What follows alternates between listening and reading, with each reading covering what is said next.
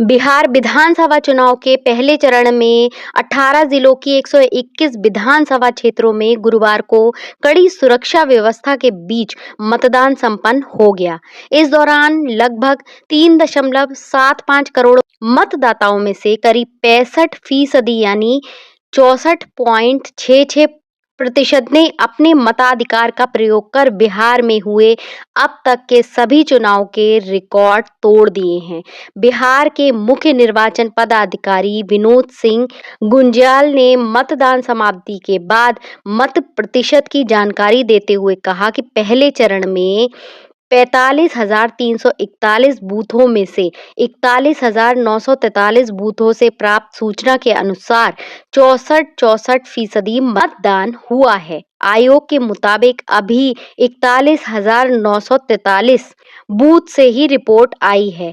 ऐसे में कुल वोट परसेंटेज का आंकड़ा और ऊपर जा सकता है और 60% के पार हो सकता है। राजनीतिक गलियारों से लेकर राजनीतिक विश्लेषकों के बीच अब इस बम्पर वोटिंग पर चर्चा हो रही है और इसके मायने निकाले जा रहे हैं। वैसे चुनावी प्रक्रिया और परंपराओं के विश्लेषण में एक आम धारणा रही है कि जब भी वोटिंग परसेंटेज पुराने पैटर्न को तोड़कर नया रिकॉर्ड बनाए तो इसे एंटी इनकम्बेंसी फैक्टर माना जाता है, यानी सत्ता विरोधी लहर के तौर पर इसे देखा जाता है। लेकिन पिछले कई चुनावों ने इस धारणा को अब कुंद कर दिया है। हालांकि कुछ इलाकों में मौजूदा नीतीश सरकार के खिलाफ गुस्सा भी है, लेकिन बहुत ज्यादा सत्ता विरोधी लहर नहीं देखने को मिली है। ऐसे में राजनीतिक विश्लेषकों का मानना है कि वोटिंग परसेंटेज बढ़ने के अन्य कारण भी हो सकते हैं।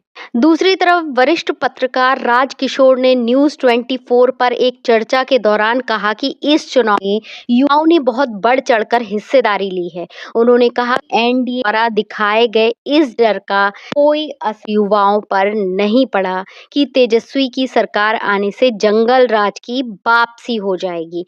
उन्होंने ये भी कहा कि नीतीश के खिलाफ कोई सत्ता विरोधी लहर भी नहीं देखने को मिली, लेकिन उनके कोर वोटर में बिखराव हुआ है और वह मुखर होकर इस बार वोट करने निकला है।